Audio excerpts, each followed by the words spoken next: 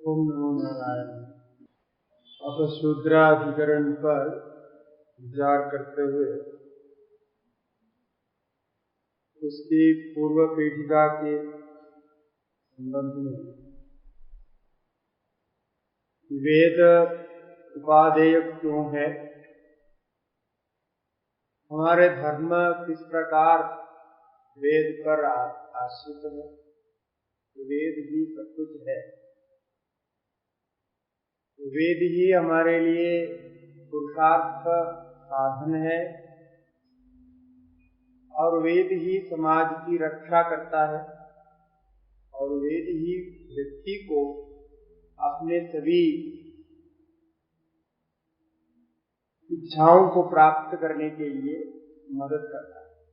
व्यक्ति जो प्राप्त करना चाहता है उसी के लिए वेद ही आश्रित है। इस प्रकार के सृष्टि के आदि से लेकर जो भी बना हुआ है सृष्टि में, उसको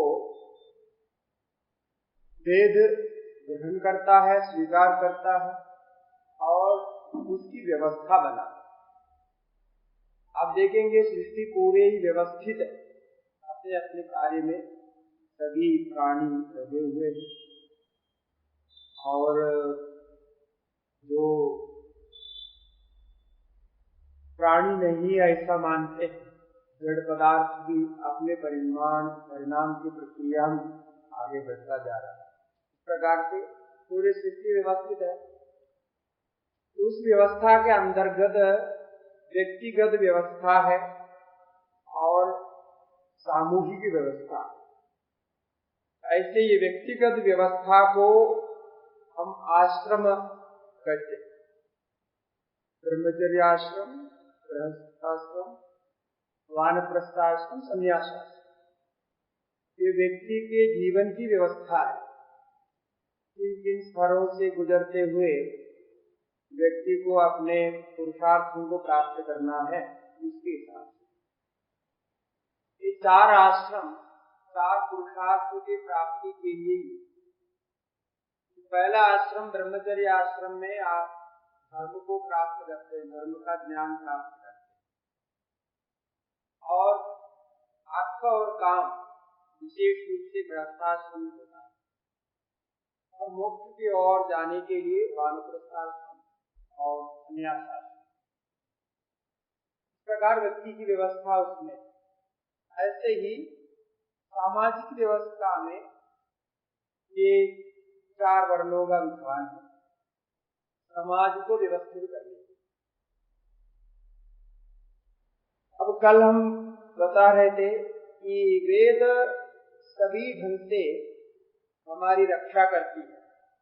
वेद कहते समय वेद से संबंधित कल्पसूत्र, स्मृतियां, ये सारे आ जाएंगे। शास्त्र जिसको हम कहते हैं, वो शास्त्र हमारी रक्षा करती है, तो शास्त्र की रक्षा भी हम करनी चाहिए, क्योंकि व्यवस्था की रक्षा करने से सभी सुरक्षित रहेंगे, सभी को अपना विषय, अपने अपनी इच्छाएं प्राप्त हो जाए, जिनको जो चाहिए वो प्राप्त हो जाएगी यदि व्यवस्था ठीक है। तो इसके अंतर्गत वर्ण व्यवस्था है, ये सामाजिक व्यवस्था इसको कहते हैं। भाष्यकार जहां भी वर्ण के विषय में वर्ण व्यवस्था की बात करते हैं तो व्यवस्था शब्द के ही प्रयोग करते हैं। अनेक वाक्य ऐसे मिलेंगे जहां भाष्यकार ने भी देवताधिकरण में भी आया था, वर्णाश्रम व्यवस्था, ये व्यवस्था शब्द के प्रयोग करते हैं। ये व्यवस्था के बारे में कहते हैं तो कहीं भी ऐसा किसी को कोई काम देता, कोई काम करता है, कोई ये काम करे, कोई वो काम करे, ऐसे काम देता है तो उसमें जो देने वाला हो उस पर कभी आक्षेप भी आता है। जो काम आपको दिया, यदि वो काम आपको पसंद नहीं है, आपके अधिकारित्व को, आपके प्राप्ति को लेकर के आपको काम दिया गया, किंतु वो काम आपको पसंद नहीं आया, तो स्वाभाविक है आप प्रश्न करेंगे कि मुझे ये काम क्यों दिया गया, मुझे वो काम चाहिए। ऐसे आप करेंगे, आजकल भी होता है, सभी लोग सबका प्रश्न नहीं करते। इसीलिए यहाँ ऐसा विवाद ना, किसी को कोई काम दिया, किसी को नहीं दिया, किसी को मैंने विशेष काम दिया, किसी को सामान्य काम दिया, ऐसे ऐसे किसी को ज्यादा आदर सत्कार वाले काम दिया और किसी को कम आदर सत्कार वाले काम दिया, ऐसे तो होता है सब। ऐसा होने पर आप आक्षेप कर सकते हैं कि ऐसा क्यों किया, ऐसा नहीं करना चाहिए, तो सबको समान देना चाहिए। तब क्या है कि यदि मनुष्य ऐसा करते हैं या कोई व्यक्ति विशेष ऐसा करते हैं तो उन पर आक्षेप आएगा। कोई वर्ग विशेष, कुछ लोग मिलकर के ऐसी व्यवस्था बना दी तो उन पर आक्षेप आएगा, भी विवाद होगा, झगड़ा होंगे। जैसे आजकल राजनेताओं में, राजनीतिक पार्टियों में होता है, वो ये करता है तो दूसरा उसका विरोध करता है, और ये तो चलता ही, कहीं भी चलता है। एक राजा ये करता है, दूसरा राजा आकर उसको हटा देता है, ये तो समाज में चलता है। ऐसी आपत्ति हो सकती थी कि ये 4 आश्रम आपने बनाया, 4 वर्णों को बनाया, ये मनुष्यों के द्वारा बनाया हुआ, कुछ लोग मिलकर के बनाए और फिर समाज पर थोप दिया, इत्यादि कानून बनाया, ऐसे सब कोई आपत्ति कर सकता है। इस आपत्ति को दूर करने के लिए वेद स्वयं कहते हैं कि ये जो वर्ण व्यवस्था है वेद के द्वारा ही बनाया, वेद से ही प्राप्त होता है। और स्मृतियां भी कहती है कि ये एक नित्य व्यवस्था है, ये किसी व्यक्ति को ऊपर थोपने या कोई वर्ण के ऊपर आरोप लगाने लायक नहीं, ये तो व्यवस्था उसी से चलता है। तो जब वेद ने कहा, भगवान ने स्वयं कहा, भगवान ने स्वयं बनाई व्यवस्था, ऐसा कहने पर लोगों को विश्वास हो जाएगा और विवाद नहीं होगा। इसके कारण ऐसा कहा। जैसे वेद में तो पुरुष सूक्त में ही स्पष्ट रूप से है, ब्राह्मणो अस्य मुखमासीत् बाहो राजन्यकृतः पूरु तदस्य यद्वैश्यः पद्भ्यां शूद्रो अजायत। ये 4 वर्ण को लेकर के वहां विराट पुरुष की कल्पना की, सारे सृष्टि की कल्पना है, वहां विराट पुरुष की कल्पना करके ऐसे कहा गया। तो 4 वर्णों को व्यवस्थित रूप से कहा। तो ब्राह्मणों से मुखमासीत् बाहु राजन्यकृतः और ऊरु तदस्य वैश्य पद्भ्याम शूद्रो अजायत। अब यहां भी कुछ लोग आक्षेप करते हैं कि ये जो स्थान दिया गया, सिर, हाथ, फिर पैर आदि स्थान दिया गया, इसमें भी उच्च नीच भाव है, ऐसे करते। तो जो पद्भ्याम शूद्रो अजायता, चतुर्थ वर्ण को पाद के साथ जोड़ा विराट पुरुष के, कहते हैं हमको पाद के साथ जोड़ दिया तो नीचा कर दिया।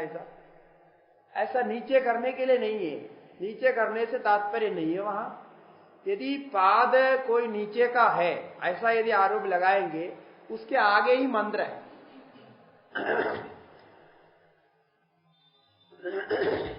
मंत्र आगे जाकर के चंद्रमा मनसो जाता चक्षो सूर्यो अजायत, ये चलता है।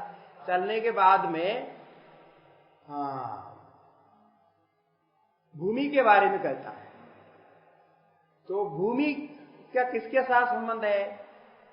पाद के साथ भूमि का संबंध बताता है आगे मंत्र। तो भूमि पाद के साथ संबंध करने, तो भूमि क्या है, कोई छोटी चीज है या कोई नीचे है, ऐसा करके पाद के साथ संबंध किया क्या? ऐसा नहीं है। तो भूमि को यदि ऐसा मानेंगे, भूमि नीचे है, वो पाद के साथ संबंध करने से नीचे हो गया, ऐसा कहेंगे तो भूमि माता, पृथ्वी माता द्यौ पिता, ऐसे वाक्य भी वेद में आता है। ये पृथ्वी माता है और द्यौ पिता है, और जिसको मादा कह रहे हैं वो नीचे दिखाने के लिए कहते हैं, मादा कहीं नीचे दिखाने की होती है। तो ये सब आरोप लगा और पाद के देवता के रूप में विष्णु भगवान को माना गया। अभी यहां चतुर्थ वर्ण को बोला, उसी प्रकार अन्यत्र पाद की देवता विष्णु भगवान है। हाँ, विष्णु भगवान को पाद में नमस्कार करते। पाद हमारे शरीर में, पाद में विष्णु भगवान है। पादयोर विष्णु रक्षतु, इसे वाक्य आता है इसमें, न्यास आदि। तो पादयोर विष्णु रक्षत, विष्णु को पाद में दिया गया, इसका मतलब विष्णु को नीचे दिखाने के लिए पाद में दिया, बाकी चंद्र सूर्य आदित्य सबको दिया। अंतरिक्ष नाभव, अंतरिक्ष नाभि स्थान में अंतरिक्ष, वो भी तो नीचे का स्थान है, तो नाभि में अंतरिक्ष को बोल दिया तो अंतरिक्ष छोटा हो गया, अंतरिक्ष ऐसा नहीं है। तो ये सब ऐसा उन्होंने लोगों ने इसको बिगाड़ के लगाया कि जिससे कि ये आपस में इनका विरोध हो जाए, विरोध होने के बाद में हमें राजनीतिक फायदा हो या अपने लिए जो भी स्वार्थ सिद्ध करना हो वो हो जाए, इस दृष्टि से उन्होंने ऐसी ऐसी व्याख्या की। कहीं भी वेद में इस प्रकार से कोई नीचे कोई ऊपर नहीं हो, ये तो बात है, सामान्य बुद्धि वाले ये समझ सकते हैं। यदि एक व्यक्ति है, उस व्यक्ति का यदि पूरा शरीर का वर्णन करता है तो उसमें अलग अलग अवयवों को बोल दिया, ये अलग अलग अवयवों में अलग अलग आरोप करेंगे, छोटा ऊपर नीचे बड़ा श्रेष्ठ निकृष्ट ऐसे आरोप करेंगे तो वो व्यक्ति कैसे बने। और जब हम गुरु देवता आदि किसी को भी प्रणाम करते हैं, उनको सिर में हाथ रख करके तो प्रणाम नहीं करते, पाद में रख करके प्रणाम करते। क्यों प्रणाम करते? क्योंकि पाद से ही वो शक्ति प्रवाह होता है, ये मान करके प्रणाम करने का भी तो कहीं भी देखो ये सब ये लोग जो है ना, हमें कल जैसा कहा, ये विभाग को बनाए रख के अपना आपस में झगड़ा बना करके उससे अपना फायदा उठाने के लिए ये सारे कुछ जो करते आए, और उसके लिए ऐसे ऐसे रास्ता ढूंढ के लोगों को सुना देते हैं, दिमाग खराब कर देते। और बुद्धिमान लोग कोई भी ऐसा मानेगा नहीं कि पाद कोई छोटा है, ये कोई सिर कोई बड़ा है, ऐसा होता नहीं। वो तो पूर्ण पुरुष का वर्णन है, विराट पुरुष का वहां वर्णन है, इस हिसाब से उसको माना गया। तो कहने का तात्पर्य है कि ये किसी वर्ग विशेष ने बनाया नहीं, भगवान स्वयं बनाया, वेद स्वयं इसके बारे में कहता है, वेद में सर्वत्र इसके बारे में चर्चा है। और दूसरी बात है, मनुस्मृति आदि में तो आया ही है, और भगवान ने भी स्वयं इसका उत्तरदायित्व दिया। साधुवर्ण्यम मया सृष्टम कहा। ये क्यों मया सृष्टम कहा? क्योंकि मैंने बनाया, ऐसा कहने पर लोग आपस में विवाद नहीं करेंगे, तो भगवान ने बनाया, हमको मानना पड़ेगा। इसलिए चातुर्वर्ण्यम मया सृष्टम, मेरे द्वारा ही सृजन किया गया है, मैं ही उसका उत्तरदायी हूं, उसमें जो कुछ दिया गया मैंने दिया। और वो क्या क्या धर्म पालन करना चाहिए उसका भी विचार भगवान के द्वारा दिया, स्मृति में है। और मनुस्मृति के प्रथम अध्याय, द्वितीय अध्याय आदि में देखेंगे आपको वो धर्म विशेष मिलेगा। और भगवान ने भी स्वयं कहा, ब्राह्मण क्षत्रिय विशाम शूद्राणाम च परंतप कर्माणि प्रविभक्तानि स्वभाव प्रभवे गुणै इत्यादि, समदम सवदम शांतिरार्जव, ये सब गुण वहां बता दिया गया है। 18वां अध्याय में 41वां श्लोक से लेकर के 4 श्लोकों में वो विस्तार से किया है। ये तो आप जानते हैं, इसके विषय में फिर हम आगे चर्चा करेंगे।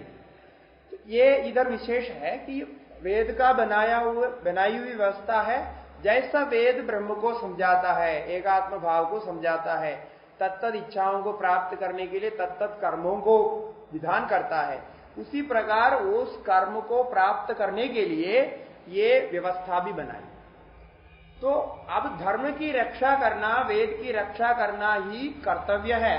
तो उस स्थिति में ये व्यवस्था बनाए बिना विभाजन करके कर्म का बंटवारा नहीं करेंगे तो फिर व्यवस्था नहीं हो पाएगी, रक्षा नहीं हो पाएगी। धर्म की रक्षा करना परम कर्तव्य है। धर्म की रक्षा होने पर सबकी रक्षा हो जाएगी, अपने आप रक्षित हो जाएगी। इसीलिए उस दृष्टि से वेद में ये क्या आरोप नहीं लगा सकते, वेद में कोई आरोप नहीं लगा, वो नहीं लगा सकते, क्योंकि जो वेद ये सब कुछ सिद्ध करके दे रहे हैं आपको, कोई वेद ने ही ये व्यवस्था को बनाया। इसीलिए ये आरोप भी गलत है कि बाद में लोगों ने इसको डेवलप किया अपने अपने स्वार्थ सिद्ध करने के लिए। ऐसा हो नहीं सकता है। ऐसा होने पर आज तक वो चलने वाले भी नहीं। और एक बात ये है कि हमारे धर्म का कोई भी कार्य करना है, उसके लिए आपको श्रुति स्मृति में जो कहे हुए जितने भी धर्म है उसका पालन करना है। तो ये आश्रम वर्ण की व्यवस्था के बिना नहीं हो सकता है। इसी को ही स्वधर्म कहा, स्वे स्वे कर्मण्य अभिरतः इत्यादि जो गीता में कहा गया। ये स्वे स्वे कर्म क्या है? अपने अपने जो विहित कर्म है, विहित कर्म यही होता है तत्त धर्म का अनुसार। अब ये वर्ण व्यवस्था का विभाजन सामाजिक दृष्टि से हुई है, इसमें कोई संशय नहीं है। भाष्य वाक्य हम बाद में आपको देंगे। लेकिन इसमें और एक विचार यहां आता है कि ये वर्ण व्यवस्था का कारण क्या है, कि किस प्रकार इसको किया जाए। कुछ लोग मानते हैं गुणों को लेकर के वर्ण व्यवस्था होती है, कुछ लोग मानते हैं कर्म को मान जन्म से लेकर के वर्ण व्यवस्था होती है। ये दो विवाद है, इसका भी उत्तर देंगे। और ये तो वेद के दृष्टि से देखेंगे तो ये स्थिति है, लेकिन स्वार्थ चिंता से लोगों ने बहुत कुछ उसका परिवर्तन बाद में किया। वो जैसा अभी कर रहा है, अभी भी चल रहा है, परिवर्तन इसलिए किया जो स्वार्थ के दृष्टि से उनको कुछ प्राप्त करने की इच्छा हो तो वो कुछ भी परिवर्तन कर देते हैं। वो तो राजा लोग भी करते हैं या अन्य लोग भी करते हैं, अपने परिवर्तन करते हैं। वो परिवर्तन को या लोग अपने स्वार्थ के लिए जो कर रहे हैं उसको वेद में, शास्त्र में या किन्हीं आचार्यों पर आरोप करना गलत है। वो तो लोग स्वार्थ के लिए कर रहे हैं, वो स्पष्ट आपको दिखता है, तो उसका जवाब देना चाहिए, उनको दंडित करना चाहिए। तो स्वार्थ के लिए कर रहा है, ऐसा स्वार्थ के लिए बहुत कुछ किया, जिसकी वजह से ये वर्णाश्रम व्यवस्था को सुनते ही लोग चिड़चिड़ाने लग गए। ये क्या चीज है, ऐसा होगा नहीं, ये नहीं होगा, वो नहीं होगा, ऐसा बताते। तो ये अपने आप में नहीं समझने के कारण है। तो ये व्यवस्था के बिना समाज नहीं बनेगा। समाज में इस व्यवस्था की आवश्यकता है, वो केवल हमारे यहां नहीं है, अन्यत्र भी ये व्यवस्था है। ऐसे चार की व्यवस्था है। इसको मैं पहले बताता हूं कि अन्य में भी कैसा है।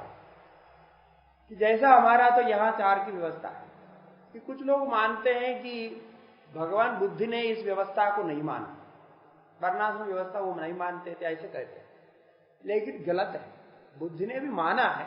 बुद्ध ने सबको अपने अपने मार्ग में प्रवृत्त करने के लिए या उन्होंने एक साधन पद्धति बना करके उसमें प्रवृत्त किया, ये बात अलग है। क्योंकि बुद्ध मत में, बुद्ध के बौद्ध धर्म में ब्राह्मण भी थे, क्षत्रिय भी थे, वैश्य भी, शूद्र भी, सभी जाति के सभी लोग थे, सभी लोग मिलकर के कार्य कर रहे थे। लेकिन उन्होंने जो व्यवस्था की दृष्टि से जो माना है, उनका एक वाक्य है, उसमें ये कहा खत्तियो खेटो जेदस्मि ये गोतप्पड़ी खसारिनो, ये पाली भाषा का दीर्घ निकाय में प्रथम अष्टक था। वो गोत्र को मानते थे, इसके लिए कहते हैं कि गोत्र से, गोत्र के आधार पर जो चलने वाले समाज होते हैं वो क्षत्रिय होते हैं। तो क्षत्रिय को क्या कर्तव्य करना चाहिए, वो खत्तियो, खत्तियो माने क्षत्रिय होता है। और खेटो जनदे, खेटो माने वो गोत्र के हिसाब से चलाते हैं, व्यवस्था को चलाते हैं। तो राजा को उस हिसाब से व्यवस्था चलाना चाहिए, ये वो कह रहे हैं। और उसके आगे के वाक्य है, जो विद्या को लेकर के अपने कार्य करते हैं उनको ब्राह्मण कहा जाता है, ऐसा वो अपने आप मान करके कहते हैं। तो उस समय भी था, उस समय भी था, हमेशा था। और भाष्यकार अभी देवता अधिकरण में अपने आप बता रहे हैं कि भाष्यकार के समय में भी ये वर्ण व्यवस्था कुछ लड़खड़ाए थे, तो कुछ वहां जो है हेरफेर हो गया था। तो इदानीं वर्ण व्यवस्था अव्यवस्था होने पर हमेशा अव्यवस्था ही, ऐसा नहीं कह सकते। देवता अधिकरण में भाष्यकार ने उदाहरण दिया। तो इसीलिए ये तो आगे पीछे होता रहा, लेकिन कार्य तो उसी हिसाब से चलता है, वो आजकल भी वैसे ही चलता है। अब इस प्रकार से पाश्चात्य राज्यों में जब देखते हैं, पाश्चात्य में क्या है, जैसे प्लेटो करके बहुत बड़े दार्शनिक हुए, आप जानते हैं प्लेटो, ये सोक्रेटिस के जो शिष्य परंपरा में प्लेटो को मानते। तो प्लेटो की किताब है द रिपब्लिक, ये बहुत प्रसिद्ध किताब है, हमने सब कोर्ट में सुना है। द रिपब्लिक नाम की किताब में बहुत कुछ उन्होंने समाज व्यवस्था के बारे में लिखा। तो द रिपब्लिक नाम के किताब में वो इस प्रकार व्यवस्था देते हैं, चार वर्ण की व्यवस्था उनकी इस प्रकार है। वो धर्मोपदेशक जो बुद्धिमान वैज्ञानिक, इनको एक अलग सेक्शन मानते, अलग वर्ग मानते। उन्होंने उसके लिए शिक्षक वर्ग का नाम दिया। जो बुद्धिमान होते हैं, पढ़ाते हैं, व्यवस्था करते हैं, वो शिक्षक वर्ग में वर्गीकरण किया। दूसरे जो राज्य के लिए लड़ाई करते हैं, इस प्रकार से कार्य करते हैं, उसके लिए सक्षम होते हैं, उनके अंदर वो स्वभाव रहता है, परंपरा से उनको वो स्वभाव मिला हुआ होता है, तो वो सैनिक वर्ग में हो गए। और व्यवसाय करते हैं, उसको व्यावसायिक वर्ग नाम दे दिया। और जो बाकी व्यवसाय को मदद करता है, ये राज्य को मदद करता है, सैनिक को मदद करता है, उनको प्लीवीपन कहते हैं। प्लीवीपन उनके नाम से कहते हैं। ये सारे सेवा करने वाले, मैंने हर तरह के सेवा करेंगे, ऐसे एक वर्ग। देखिए स्पष्ट रूप से ये 4 वर्ग को वहां भी उन्होंने दिया। ब्राह्मण क्षत्रिय वैसे नाम ने दिया है, वो दिया है उस हिसाब से। और उसके लिए जब उनको चुनते हैं, चुनने के लिए भी जहां तक हमारी जानकारी है, उन्होंने ये कहा कि ये वंश परंपरा को देखना चाहिए कि उनका गुण उसमें क्या है, किसमें उनकी क्षमता है, ऐसा करके देख करके उनको चुनना चाहिए। बाकी जो बाद में आ जाते हैं, बाद में आने वाले के लिए भी शामिल करते हैं। लेकिन व्यवस्था तो 4 उनके पास भी है, इसके बिना होगा नहीं, समाज कैसे बिठे। और इसी प्रकार पारसी समाज भी बहुत पुराने हैं। पारसी समाज तो जो हमारे पूर्व राज्यों में बहुत पहले फैले हुए थे और बाद में भारत में आए, ऐसे बहुत पूर्वोत्तर राज्यों में बहुत थे। हमारे से भारत से बाहर भी बहुत फैले हुए थे पारसी समाज। तो पारसी समाज में भी इस प्रकार के 4 का नाम आता है। एक का नाम में है अय्यम मना कहते हैं, उनकी पारसी भाषा में अय्यम मना बोलते हैं आर्यमा को। वो लोग भी ऐसे ही है जो पूजा पाठ करते, पारसी लोगों की जो पूजा है, इनके जो आराधना है और उसके जो ग्रंथ पढ़ते हैं, पढ़ाते हैं, इस प्रकार से जो सबसे शुद्ध मानते हैं जिनको। और इस किस्म के लोगों को ही वो आजकल भी पूजा आदि, उनके जो व्यवस्था है, अग्नि पूजा आदि जो होते हैं, उसमें करते हैं। तो अय्यम मना उनका नाम है। हम जो आर्य बोलते हैं, आर्य के जो कुछ विघटित रूप है, वो अय्यम मना ऐसा हो। फिर वैरजिन, वैरजिन कहते हैं वीर्यवान क्षत्रियो, उनका नाम है वैरजिन। और तीसरा है श्वेदोष, श्वेदोष कहते हैं, ये खेती आदि करने वाले वैश्य, जो धन संपादन करते हैं, खेती करते हैं, कृषि गोरक्ष वाणिज्य वही है। फिर गोवास्त्र, गोवास्त्र ये तीसरे वर्ग के होते हैं। ये गोवास्त्र मन गाय को चराते हैं, इस प्रकार से सेवा करते हैं, ऐसे उनको 4 चतुर्थ वर्ग में रखा। इस प्रकार उनके वहां भी 4 है। अब जिसमें कोई वर्ग नहीं है ऐसे करके लोग बोलते हैं, जो इस्लाम है, इस्लाम में कोई वर्ग नहीं है बोलते, लेकिन उसमें भी ये 4 का नाम आता है अलग अलग प्रकार से। एक तो आलिम बोलते हैं, आलिम जो मस्जिद आदि में वो जो करते हैं, वो उनको आलिम बोलते हैं, बहुत आदरणीय होता है। हाँ, तो वो आलिम है, ये ज्ञानी वर्ग होते हैं। और उनका भी ऐसे होता है, आलिम बनने के लिए कुछ नियम होते हैं, उस परंपरा के, उसी का नियम के अनुसार ही कुछ चलना पड़ता है, वो आलिम बनते हैं। फिर होते हैं आमीन, आमीन राजा महाराजाओं को आमीन करके संबोध करते हैं, आमीन होता है। आमीन का अर्थ होता है अमीर या राजा महाराजा चक्रवर्ती, ये सब होते हैं, वो आमीन होता है। और तीसरा है ताजीर, ताजीर है व्यवसायी, जो व्यापार व्यवसाय करते हैं, उनको नाम ताजीर दिया है। और 14 है मजदूर, जो सेवा करते हैं, प्रसिद्ध है अभी मजदूर शब्द तो सभी जानते। इस प्रकार से उन्होंने वहां भी 4 की व्यवस्था दी समाज को व्यवस्थित करने की। अब किस प्रकार वो बनते हैं, इसमें तो भेद है, अलग अलग भेद है, लेकिन व्यवस्था होनी चाहिए, इसमें कोई संशय नहीं। व्यवस्था तो हुए बिना ये नहीं बन सकता। और इसके अंतर्गत भी अनेक अलग अलग व्यवस्थाएं भी होती है, ये सामान्य रूप से इसको लिया गया। अब जो है ये देकर के जब हम चलते हैं, तो ऐसे ही हमारे वेद परंपरा अनादिकाल से चलता आ रहा है। ये तो सब नए नए हैं, यानी इनके अपने इतिहास है, कुछ वर्षों, कुछ सैकड़ों, कुछ हजारों वर्ष पहले हुए होंगे, उसी से आए हुए हैं ये सारे जितने भी धर्म हैं।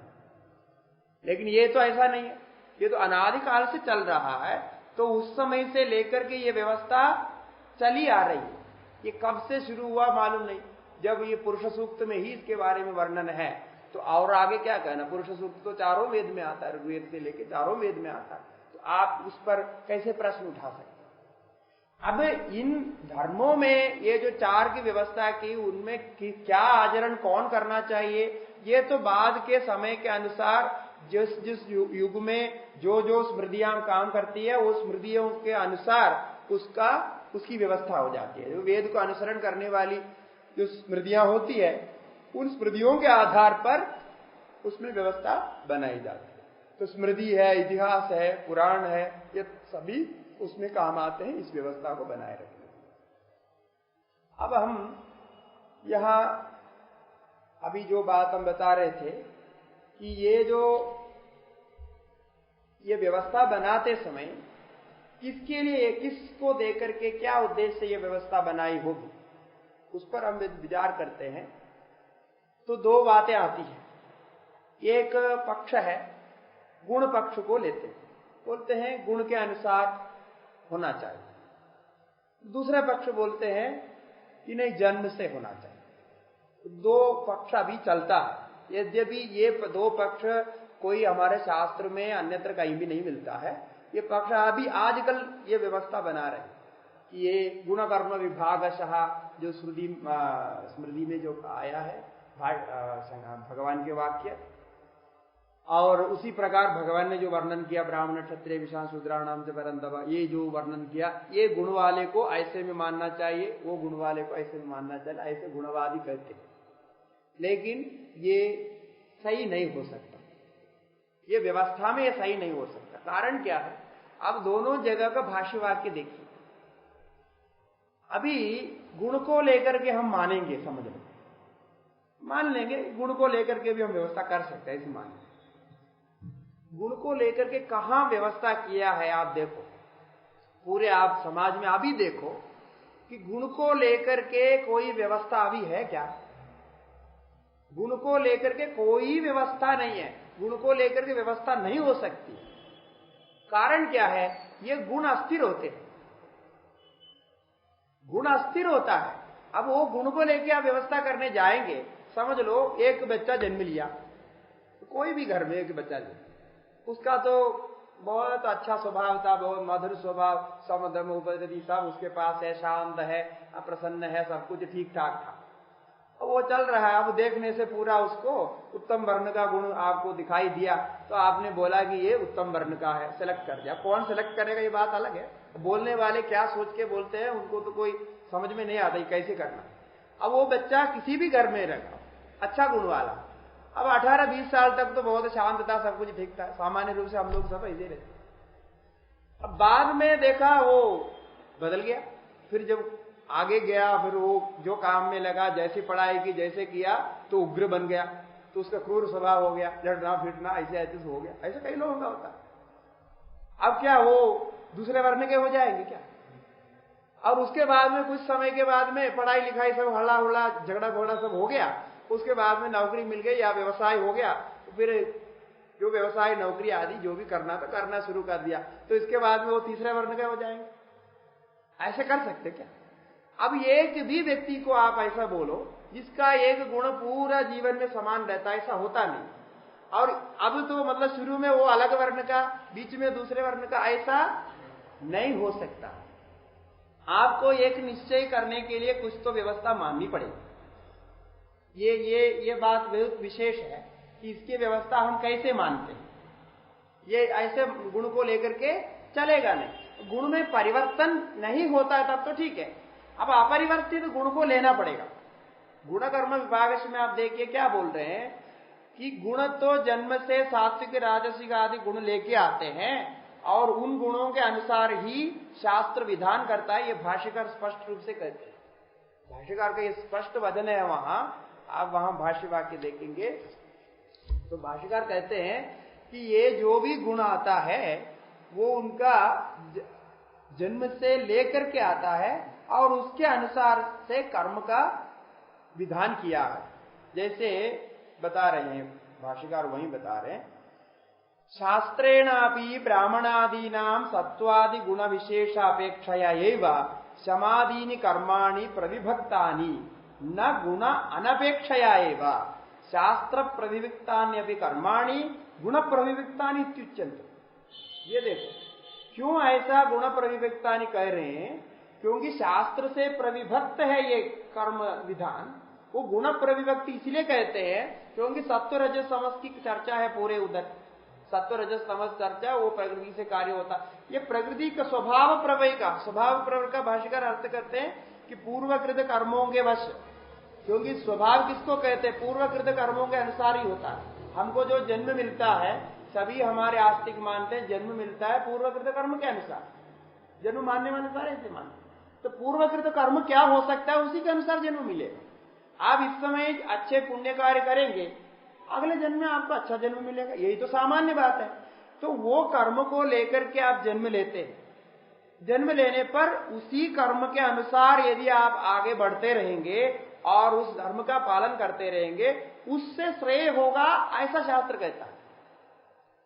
स्वे स्वे कर्मण्य अभिरतः का यही है, इसी को लोक संग्रह कहा। लोक संग्रह का मतलब यही है, ये व्यवस्था को बनाए रखे, सबको अपने अपने धर्म को प्राप्त करने के लिए, अपने इच्छाओं को प्राप्त करने के लिए समय और अवसर दिया जाए और सबको एक साथ लेके चले। ये सामाजिक व्यवस्था में ये है।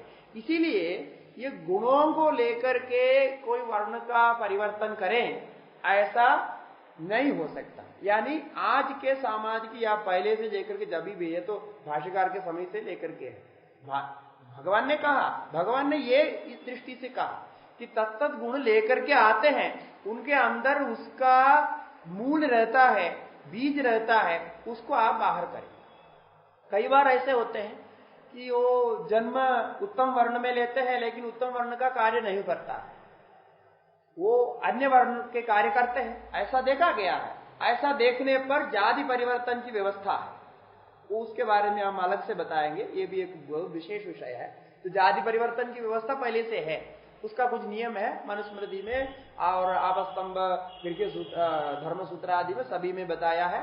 वो एक अलग प्रकार से होता है कि गुण को लेकर के चलना और वो जाति परिवर्तन की जो व्यवस्था वो अलग है। तो इसीलिए यहां यदि ऐसा कहेंगे तो ये जो सृष्टि का 4 प्रकार जो ब्राह्मण आदि को बनाया, ये वेद तो ऐसा नहीं बनाते। वो बोलते हैं कि ये जो जन्म लेगा, जन्म लेने के बाद आप परीक्षा करो, परीक्षा करने के बाद में ऐसे बनाओ, उसको ये करो, ऐसा बोलते। जैसे आश्रम व्यवस्था बोल दिया, आश्रम व्यवस्था में 25 साल का जो रखा सामान्य रूप से, ये क्यों कैसा रखा, व्यक्ति को लेकर के आपको करने के लिए। उसी प्रकार करता कि ये व्यक्ति का ये गुण है तो इतना समय उसको ऐसा रहने दो, और दूसरा वो शौर्य आदि से युक्त होगा तो वो उसको वो करने दो, फिर उसके बाद वो व्यवसाय करेगा तो उसको वो होने दो, ऐसा करता। तो ऐसा कोई होगा क्या, यही हो सकता है। ऐसा तो होगा तो समाज व्यवस्था नहीं बनेगी, उलट पुलट हो जाएगा। और ऐसा कुछ आज तक भी हमारे यहाँ नहीं है। और जितने भी वादी बोलते हैं कि ये गलत है, ऐसे इसको बदलना चाहिए, ये समाज को विभाजित कर रहे हैं, ये बोलने वाले ही विभाजन के लिए प्रेरणा दे रहे हैं। जो विभाजन करने की दृष्टि से, आपस में झगड़ा पैदा करने की दृष्टि से बोलते हैं। आज भी कोई भी अच्छे कार्य करते हैं तो भी वो कैसे विभाजन करते हैं, कैसे लोगों का दिमाग खराब करते हैं, अब देखो। अच्छा, ये तो हो गया। अब हमारे मतलब वर्तमान स्थिति में हम आते हैं। वर्तमान स्थिति में क्या है, हमारे लिए वर्तमान स्थिति में राज्य व्यवस्था, ये राज्य व्यवस्था को हम कहते हैं दंड नीति कहते हैं। आप कहते हैं राजा जो चलाना चाहिए, राजा किस प्रकार राज्य को चलाना चाहिए, इसका नाम है दंड नीति। ठीक है, अभी हम चार विभाग कहाँ कहाँ आया है हमने इतना एकत्रित किया, और भी कई जगह कई धर्म में देखने पर इस प्रकार का विभाजन सर्वत्र मिलेगा। और जो जो कर्म करते हैं उसको लेकर के उसका नाम होता है, ऐसा विदेश में बहुत प्रचलित है। जितने आप नाम सुनते हैं ना, वो नाम के पीछे देखना उनका काम के साथ उसका संबंध हो।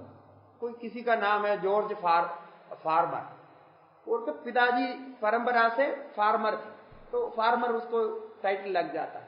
कोई आप जानते हैं शूमेकर, जो प्रसिद्ध है, तो वो उनका टाइटल लगता है। आप देखेंगे उनके परंपरा में ऐसे आया होगा। इस प्रकार से बहुत सारे हैं, तो वो नाम में वो जोड़ देते हैं। तो वहां भी ये व्यवस्था थी, ऐसा मालूम पड़ता है। जैसे अभी प्लाटो का द रिपब्लिक का मैंने उदाहरण दिया, इस प्रकार की व्यवस्था थी, तभी जाकर के आइडेंटिफाई करने के लिए उन्होंने ऐसा दे दिया। क्योंकि एक नाम से अनेक व्यक्ति होते हैं, इत्यादि। अब उस दृष्टि से हम अभी भारत में आते हैं। भारत की जो है अभी 75 साल होने के है हमारे स्वतंत्रता के, और जो हमारा संविधान बना, संविधान बनने के बाद में जो कुछ परिवर्तन हुआ कि संविधान लागू हो गया 1950 में, और जनवरी 26 को संविधान लागू हो गया। तो संविधान लागू होने के बाद में उसमें जितने भी नियम बने इस पर आप विचार करें। अब मैं क्या बोलने जा रहा हूं कि गुण को लेकर के विभाजन किया है अथवा जन्म को लेकर के विभाजन किया है, ये समस्या है। कई लोग बोलते जन्म को लेकर के नहीं मानना चाहिए।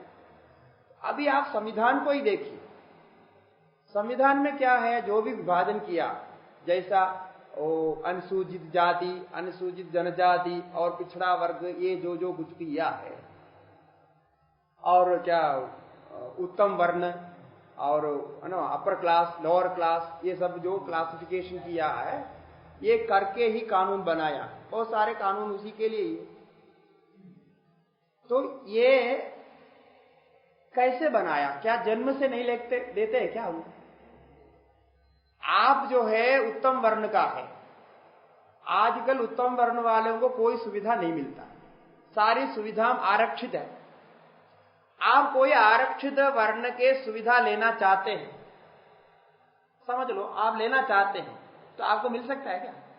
आपके अंदर वो गुण है, वो सब कुछ है, क्वालिफिकेशन है, उससे अच्छे क्वालिफिकेशन है, आपको आरक्षण में स्थान मिलेगा? नहीं मिलेगा। यदि आप अपने वर्ण को बदल करके गलती से आरक्षण में चला गया, वो केस लगेगा 420 में, धोखेबाज में, वो जेल में डाल दिया। तो क्या मतलब है ये? अच्छा, अब वो जाति के हैं, समझ लो, जो अनुसूचित जाति, अनुसूचित जनजाति जो भी है, वो लोग चाहते हैं हम इस वर्ण के फायदा को लेंगे, उनको भी नहीं मिलता। तो आपको उस तरह का आरक्षण मिला हुआ है, वो मिला हुआ तो मिला हुआ है, इधर तो नहीं मिलने वाले हैं। तो अभी ये मिलने वाले नहीं मिलने वाले का विभाजन किस दृष्टि से किया, ये मेरा प्रश्न है। ये आप देखिए, यदि जन्म से नहीं मानेंगे तो जो जनजाति जो भी होता है जन्म से नहीं मानेंगे तो व्यवस्था नहीं हो पाएगी। कैसे होगा? अब गुण को देखेंगे, गुण को देखेंगे तो जो आगे बढ़ने वाले अच्छे गुण वाले होते हैं, वो अच्छे जो नंबर से पास होता है और अच्छे ग्रेड में पढ़ाई किए हैं, ऐसा देकर के नौकरी दी जाती है क्या?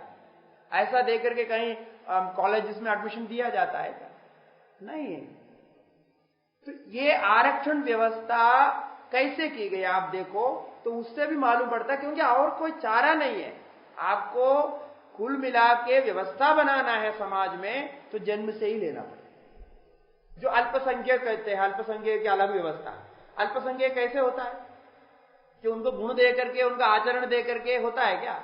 नहीं है। एक जन्म से एक वर्ग को अल्पसंख्यक मान लिया, वो मान लिया तो उसमें वो बाद में बढ़कर के सब कुछ करता है। अब कहीं कहीं उनकी संख्या अधिक भी है, कोई कोई राज्य में, कोई कोई स्थान में, कोई कोई जिला में उसकी संख्या अलग होने पर भी वो अल्पसंख्यक ही होते हैं।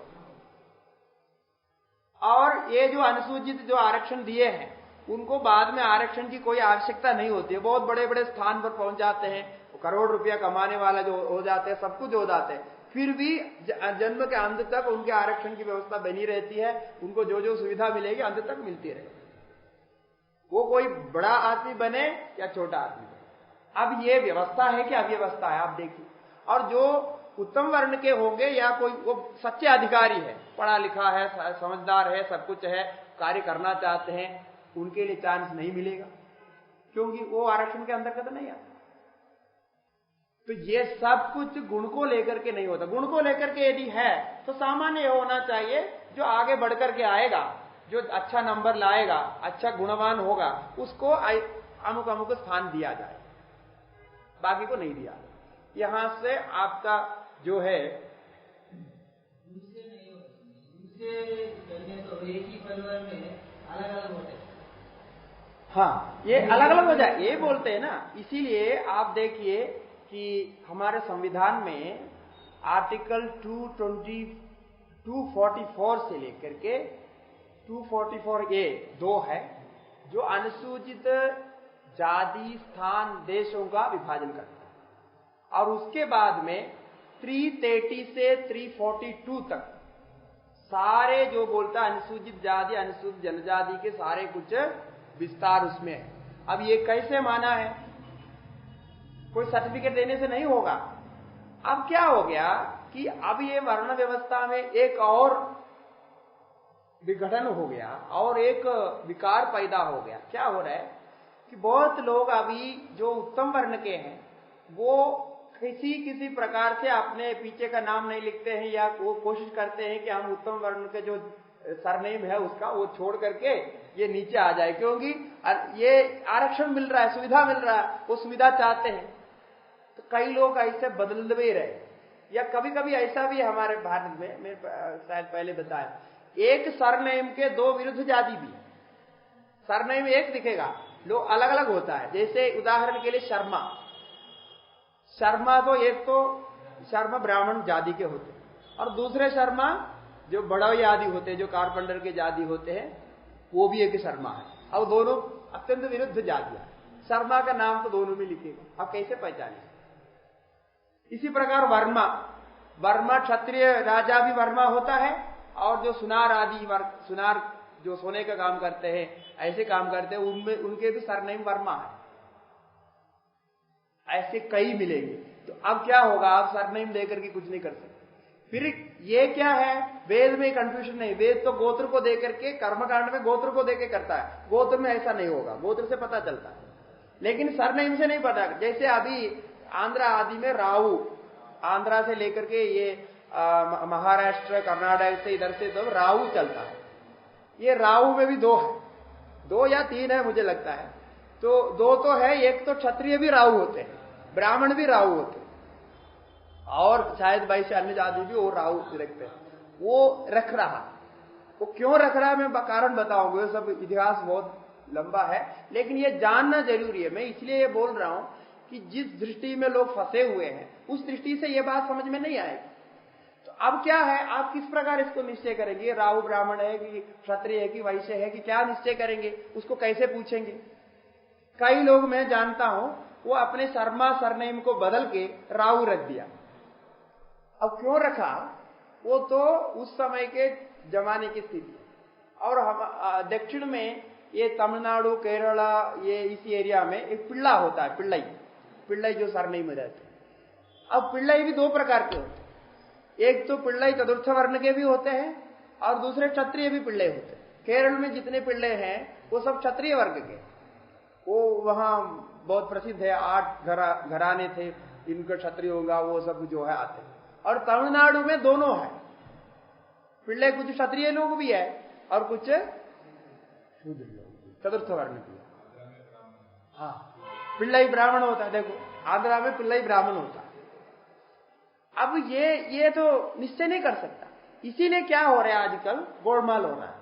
ये आरक्षण के चक्कर में ये कहते हैं कि हम कोई विभाजन नहीं करेंगे, हम सभी विभाजनों को तोड़ेंगे, सब हम भारतवासी एक है और एक जैसा रहेंगे, एक जैसा काम करेंगे। ऐसे ये समाजवादी जितने सोशलिज्म बोलते हैं, ये बोलते हैं, लेकिन मैं सच बोलता हूं, ये बोलते हैं लेकिन अंदर से किसी को ये भावना नहीं है। सभी चाहते हैं कि हम विभाजन बना के रखें तो समय समय पर हमको वोट मिलता रहेगा, हमारे काम चलता रहेगा। इसके लिए वो आप इलेक्शन के समय देखना, बाकी समय तो कुछ बोलते नहीं है, इलेक्शन के समय देखना कितने सारे विभाजन करते हैं और आपस में लड़ाने की भी कोशिश करते हैं, क्योंकि तो पक्ष विपक्ष हो जाए। और वोट देने वाले भी सरनेम देके जाति वाला देकर वोट देता, ऐसी स्थिति अभी भी बनी हुई है। तो हम विभाजन नहीं करते बोलने से कैसे चलेगा? विभाजन के बिना कोई संविधान, कोई राज्य नहीं चल सकता, विभाजन होना पड़ेगा। अब किस तरह विभाजन करते एक बात अलग है। अब ऐसे स्थिति पैदा होने से वेद ने क्या किया? गोत्र के हिसाब से निर्णय करना, नहीं तो ये सरनेम बदल जाता है। एक सरनेम ही नया नहीं है, पुराने से चल रहा है ये वर्मा शर्मा आदि सब ऐसे चलता है। अब वो विभाजन गोत्र को लेके करना पड़ेगा। अब गोत्र सब लोग भूल गया। अभी आप स्कूल में जाने से या रजिस्ट्रेट करते हैं, अपना गोत्र कोई नहीं लिखता। वो जो है संकल्प करते समय, पूजा पाठ में, कोई मंदिर में जाएंगे, कर्मकांड के समय वो गोत्र पूछते हैं कि गोत्र गोत्र सब लोग भूल गया, कोई नहीं जानता। ये सबका गोत्र था, सब ये सप्तर्षि के गोत्र से आए हैं। हाँ, वो हम बाद में बताएंगे, वो जाति परिवर्तन के विषय। तो ये आए हुए हैं सभी मनुष्य। देखिए, मैं दिखाना चाह रहा हूं कि वेद कितने विस्तार से उदार भाव से सोचा। वेद नित्य क्यों है? इसलिए नित्य है। ये सब कुछ सोच के समझ करके ये व्यवस्था बनाए रखे हैं। आप नहीं मानते तो आप फंस जाएंगे, आपको उसकी हानि होगी, उससे आपको फल नहीं मिलेगा। आप मान करके चलते हैं, जहां तक आप मान सकते हैं, मान्यता के अनुसार सत्य है, तो व्यवस्था बनाई रहेगी। ये है स्थिति। अब इसका मतलब गुण को लेकर के हम माने, ये संभव नहीं है। अब जन्म को लेकर के मानने जाते हैं, तो जन्म को लेकर के मानने चाहते हैं तो व्यवस्था बन जाती है। क्योंकि एक तो बाकी तो छोड़ दो, जन्म से कोई नित्य ब्राह्मण आता है या क्षत्रिय आता है, कोई भी आता है, ऐसे हम नहीं कह रहे। जन्म से मानना पड़ेगा। कारण क्या है कि ये जो आप डीएनए की चर्चा करते हैं, जो बायोलॉजी में जीन की चर्चा है, तो जीन गुणों को लेके आता है, ये साइंस भी मानते हैं, जीन में गुण रहेगा। अब गुण क्या रहता है कि पूर्व पिता पितामह प्रपितामह आदि ने जो कर्म किया, जिस प्रकार जिया, जिस प्रकार खाना पीना किया, जो उनका पूरा है, उसका सारे का एक इंफॉर्मेशन, मतलब उसके सारे जो है इंफॉर्मेशन ये जीन लेके आते। तभी तो पिता से पुत्र वैसे होता। भाष्यकार एक जगह कहते हैं कि जो मनुष्य पिता होगा तो मनुष्य से मनुष्य पुत्र होगा। तो ये जो गुण है, अब इसका परिवर्तन आप नहीं कर सकते। जन्म के बाद में उसका परिवर्तन कैसे कर सकते? नहीं कर सकते। अब ये गुण तो कुछ तो उसके पिता पितामह से जो आया वो गुण तो रहेगा ही, वो उसका शरीर बनने से रहेगा, उसके मन में भी रहेगा। इसीलिए अब सामान्य को लेके चलना पड़ेगा। यद्यपि सभी ब्राह्मण कुल में जन्म लेने वाले ब्राह्मण नहीं होते हैं, ब्राह्मण के कर्म के अनुसार जीने वाले नहीं होते हैं, ये स्पष्ट है। और सभी अन्य अन्य वर्ण में, क्षत्रिय आदि अन्य वर्ण में जन्म लेने वाले भी वही कर्म करने वाले होते हैं, ऐसे ही रहने वाले होते हैं। ये नहीं होता है, वो कभी रहा नहीं है, ऐसे परिवर्तन भी हुआ। किंतु सामान्य को लेके चलना पड़ेगा। सामान्य नियम यह है कि ये अपने जन्म से ही आने के कारण उसका कुछ न कुछ गुण उसमें रहेगा। कभी कभी वो बदल जाने पर भी उसको वापस लाया जा सकता है, ये याद दिलाया जा सकता है, कुछ परिवर्तन किया जा सकता है। ये व्यवस्था में मानना पड़ेगा। इसीलिए शास्त्र ने इसको जन्म से मानने के लिए ही कहा। ये नहीं तो नहीं हो पाए। अब परिवर्तन क्यों होगा? परिवर्तन का कारण क्या है? उसका क्या प्रायश्चित है? क्या ये होगा? ये होना चाहिए। किंतु अभी की स्थिति में देखिए, अभी हम जन्म से बोले, कर्म से बोले, किसी से बोले, कि अभी की स्थिति ऐसा है कि बहुत सारे वर्णों का निश्चय अभी नहीं होता। अभी कई जो है, जैसे वैश्य और क्षत्रिय, या जो अभी आरक्षण होने के कारण कुछ तो बाहर आते हैं, कुछ तो स्पष्ट हो जाता है, सर्टिफिकेट आदि में लिखा जाता है तो रह जाता है। लेकिन जो आरक्षित नहीं है वर्ण, उन वर्णों में अभी पूरा संग्रह हो। जैसे अभी दक्षिण में देखेंगे, दक्षिण में वैश्य और क्षत्रिय का विभाजन स्पष्ट ही नहीं है, वो तो खत्म ही हो गया। केवल वहां दो विभाजन रह गए, एक तो ब्राह्मण और नहीं तो इधर जाति रह गया। क्षत्रिय और वैश्य का विभाजन स्पष्ट नहीं। यदि क्षत्रिय वैश्य है, उनके परंपरा से देखने से वो आरक्षित में नहीं आते हैं, आरक्षित में नहीं आने वाले बहुत है। लेकिन वो क्षत्रिय है कि क्या है उनको पता नहीं, अब वैश्य है कि क्या है उनको पता नहीं, वो किस जाति का कैसे करेंगे वो मालूम नहीं। मिश्रित हो गया, बहुत मिश्रित हो गया। अब मिश्रित होने के बाद में आप कहां से इनको पकड़ेंगे, किस प्रकार पकड़ेंगे? नहीं पकड़ सकते। अब वो जो भी बोलेंगे, जो इनके जो कुल परंपरा से गोत्र देकर के जो भी निश्चय किया जाएगा उसी पर चलना पड़ेगा, और कोई रास्ता नहीं है। मतलब लगभग लुप्त हो गया, क्षत्रिय और वैश्य का लगभग लुप्त हो गया। दक्षिण की तरफ, उत्तर की तरफ क्षत्रिय कुछ बचा हुआ है, इस प्रकार वैसे भी बचे हुए हैं, लेकिन बाकी सब तो हो गया, मिश्रित हो गया, संकर हो गया, क्या क्या। अब क्या है, ये मिश्रण होने के बाद भी कार्य तो कुछ न कुछ चलता ही रहता, कार्य को हम रोक नहीं सकते। अभी मैं ये मुख्य बात करने जा रहा हूं कि ये वर्ण व्यवस्था समाज के लिए क्यों चाहिए, इसके लिए करने जा रहा हूं। अब ये समझ लीजिए, ब्राह्मण कोई ब्राह्मण का काम नहीं करता, क्षत्रिय क्षत्रिय का नहीं करता, कोई अपने अपना काम नहीं करता, इधर उधर सब कर रहा है। इधर उधर करने से अब स्थिति क्या है देखिए, सबसे गलती कहने के लिए कहना पड़ेगा, यदि ब्राह्मण अपने ब्राह्मण धर्मों का पालन करते रहे, ब्राह्मण के अनुसार कर्म कर्तव्य करते रहे, या वेदाध्ययन अध्यापन जो भी करने का उनका जीवन तरीका जो भी बताया गया उसके अनुसार यदि करते रहे, तो समाज में बाकी की व्यवस्था अपने आप बन जाएगी। ये आरक्षण वारक्षण की जरूरत नहीं, सबको अपने अपने काम करने के लिए व्यवस्था मिल जाएगी, कार्य करने के लिए मौका मिल जाएगा, सब मिल जाएगा।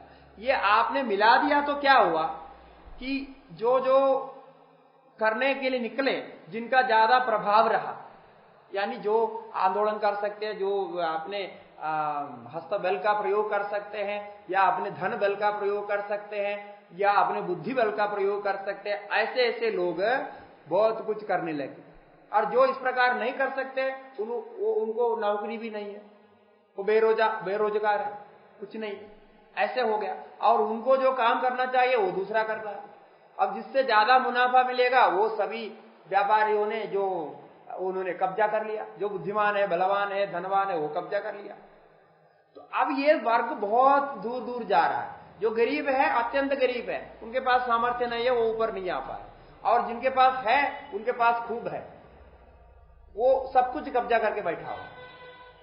ये अव्यवस्था, यह अव्यवस्था में हमेशा प्रॉब्लम ही होता है। इसीलिए एक वर्ण अपने तरीके से यदि कर्म करे या अपनी सीमा में रहे तो हो जाएगा। अब ब्राह्मण को देखिए, ब्राह्मण वर्ण का अब मतलब थोड़ा सा चिंतन कीजिए, भारत की अभी की स्थिति का चिंतन कीजिए। जितने ब्राह्मण है नौकरी चाकरी कर, उनका कोई भी किसी का भी अधिकार नहीं है इस प्रकार के नौकरी में जो लगे, जैसा अभी मिलिट्री के लिए देखिए, या और भी व्यवस्था के लिए। राज्य व्यवस्था में मंत्री का स्थान प्राप्त करने का, विद्वान का प्राप्त करने का, पुरोहित का प्राप्त करने का अधिकार तो है। उतने अधिकार को छोड़ करके बाकी सब जगह जितने अभी ब्राह्मण उत्तम वर्ण के लगे हुए हैं, वो सब वो छोड़ करके अपने वेदाध्ययन अध्यापन और जो भी करने का उनका विधान है वही कर रहे हैं। बाकी सब नौकरी स्थान छोड़ दिया, समझ लीजिए। मतलब केवल कल्पना करने के लिए चिंतन करके देखिए तो क्या हो जाएगी, बिल्कुल स्थिति बदल जाएगी। सबको नौकरी मिलने का, दूसरे को नौकरी मिलने का अपने आप चांस बनेगा, क्योंकि काम तो है, वहां काम है, आदमी चाहिए। अब वो नहीं करेंगे, आप पढ़ा लिखा हुआ एमए बीए पास करके अपने घर में बैठेंगे तो वो काम कौन करेगा। ऐसे जगह पे बहुत जगह ऐसा हो रहा है, काम के लिए आदमी नहीं मिलता, खेती करने के लिए आदमी नहीं मिलता। हाँ, वो सब स्थिति ऐसे हो रहा है। तो अब वो काम कौन करेगा, वो व्यवस्था कौन देखेगी। अब पढ़ा लिखा होने के बाद में कोई छोटा काम करने के लिए, पियून का काम करने के लिए, या झाड़ू सफाई करने के लिए कोई तैयार नहीं होता। अब झाड़ू सफाई के बिना दुनिया कैसे बनेगी, नहीं रह सकती। तो अब वो भी चाहिए, ये भी चाहिए। अभी पूजा पाठ के लिए दक्षिण में कई जगह ऐसा भी प्रॉब्लम है, पूजा पाठ मंदिर बहुत है, पूजा पाठ के लिए ब्राह्मण नहीं मिलता, क्योंकि सारे ब्राह्मण पूजा पाठ छोड़ दिया, मंदिर के लिए दूसरे को लगाना पड़ रहा है। हाँ, मंदिर में अभी कई मंदिर हो गया। अब देखिए परिस्थिति कैसे बन रहा है, वेद क्यों कह रहा है। अभी स्थिति आप देखिए, आपने सब व्यवस्था को उलट पलट कर दिया, ठीक है, अब सबको एक साथ करना चाहते, अभी इसका जवाब दीजिए। बोलता है जिसको जैसा अधिकार आए करे, करे तो वही अपने आप में परेशान हो रहा है, वो कर नहीं पा रहा है, उसके अंदर वो गुण नहीं। मंदिर में पूजा करे तो हमको 5,000 भी नहीं दे रहे, नौकरी करने से 1 लाख मिल रहे हैं। हाँ, बात में वही बोल रहा हूं ना। अब ये है, अब ब्राह्मण को जो कर्तव्य है, मन बाकी का छोड़ दीजिए, अब इसी से आपको समझ में आएगा। ब्राह्मण का कर्तव्य यदि ब्राह्मण पालन करेंगे तो हमारे शास्त्र में कहा, दो का कारण, दो वर्ग के कारण समाज बिगड़ता है। यदि कोई भी समाज बिगड़ा हुआ देखा तो उसमें दो लोग उसके लिए जिम्मेदार होते हैं। कौन कौन है, एक ब्राह्मण और दूसरा सन्यासी साधु संत। क्षत्रिय का तो बाद में आता है। ये दो के कारण ही समाज बिगड़ सकता है। ये दोनों अपने धर्म को यदि ठीक पालन करते हैं तो बोलते समाज अपने आप व्यवस्थित हो जाता है, ऐसे शास्त्र में लिखा। अब ये नहीं कर रहा, आपने जैसा बोला। अब ब्राह्मणों को, जितने ब्राह्मणों को हम मिलते हैं वो सब यही कहते हैं, और कोई भी आजकल ब्राह्मण लड़का पूजा पाठ में जाने के लिए तैयार नहीं है, वेद पढ़ने के लिए तैयार नहीं है। उच्च कुल में जन्म लिए हैं, उनको कुल परंपरा तो बहुत श्रेष्ठ है, वो वेद पाठी के कुल में है। कन्या भी नहीं मिलेगा। हाँ, कुछ नहीं मिलेगा ऐसा बोलता है। अब क्या है, अब वही ब्राह्मण जो अपने धर्म का पालन नहीं कर रहे हैं, वो ये कर रहे हैं कि हम ब्राह्मण श्रेष्ठ है, सब लोग हमको नमस्कार करने चाहिए, सब हमको ये करना चाहिए, ऐसा करके यदि कहेंगे तो अब वो तो न शास्त्र के अनुसार ब्राह्मण है, न भाष्यकार के अनुसार ब्राह्मण है, न किसी अनुसार ब्राह्मण, क्योंकि उन्होंने समाज को बिगाड़ने का काम किया। उन्होंने अपने कर्म को छोड़ करके दूसरे कर्म को अपना करके समाज को बिगाड़ने का काम किया। ब्राह्मण अभी फौज में भी लड़ाई के लिए राजा बने हुए हैं, ब्राह्मण है बहुत सारे, और व्यापार करने वाले जूता पाता सब दुकान कपड़े दुकान सब चला रहे हैं। त्रिवेदी यजुर्वेदी सब क्या कर रहे हैं, सब वही कर रहा है। अच्छा, अब वो क्यों है? क्योंकि उसके अंदर लालच आ गया, अपने धर्म को छोड़ दिया। अब ये गलत है कि सही है, ये किसके किया? तो बोलते वो दूसरा करता, दूसरा करने को मिल नहीं रहा है ना, सबको आपने आगे बढ़ा दिया तो पीछे वाला कौन काम करे? हम एक बार ट्रेन में यात्रा कर रहे थे, 2-3 लड़के मिल गए हमारे साथ में, आगे तो वो बड़े परेशान थे, बोल रहे हम छुट्टी में घर जा रहे हैं ऐसे ऐसा। वो बोलते हैं कि हम लोग इंजीनियर पास B.Tech M.Tech सब करके बड़े बड़े इंजीनियर, और हमको समझ के बहुत परेशान होता है। क्या हो रहा है? वो ट्रैक में जा करके काम करना पड़ता है, ट्रैक में सफाई करना पड़ता है, ट्रैक को जोड़ना पड़ता है, ये करना पड़ता है। तो हमने कहा वो तो ट्रैक में आप तो इंजीनियर का, आपको करने की जरूरत नहीं, दूसरे लोग होते हैं नट बोल्ट जो है करने वाला, आपको तो खाली दिखाना है, छाता लेकर के करना। बोलते हैं उसके लिए आदमी नहीं मिल रहा, उसके लिए आदमी नहीं मिल रहे। ट्रैक, रेलवे ट्रैक में जो प्रैक्टिकली वहां जाके खड़े होके काम करने के लिए, नट बोल्ट यूज करने के लिए, टाइट करने के लिए आदमी नहीं मिलता है, हमको ही दौड़ना पड़ता है। अब वो हम नहीं जाएंगे तो हमारी नौकरी जाएगी, तो इसलिए हम ये नौकरी नहीं करना चाह रहे, ये बोल रहे हो। क्यों? वो तो जानता है मैं B.Tech पढ़ा हुआ इंजीनियर हूं, मैं कैसे ट्रैक में जाकर के दिन भर जो है ये पत्थर उठाऊंगा, ये करूंगा। तो वो उसके लिए उचित आदमी ट्रेनिंग नहीं मिल रहा है, क्योंकि सभी इंजीनियर पास करके आ रहे हैं, सबके लिए आरक्षण मिल गया, जो मिल गया, पैसा मिल गया, सब मदद मिल रहा है, वो आगे बढ़ गया। आगे बढ़ने के बाद में ये नहीं देख रहा है कि पीछे वाला कौन करेगा।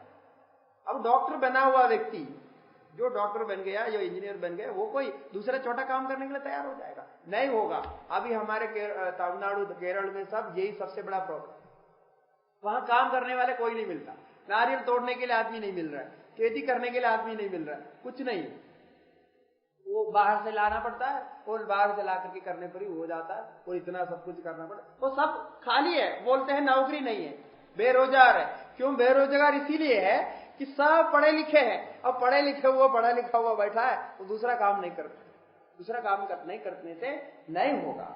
कई काम है समाज में, सभी काम को आगे रखना पड़ेगा, तभी समाज व्यवस्थित रहेगा। सब में हम मिशन नहीं ला सकते। अभी मुंडन क्या बाल काटने के लिए कोई मिशन लगा सकते हैं क्या? मिशन तो हाथ से करना पड़ेगा।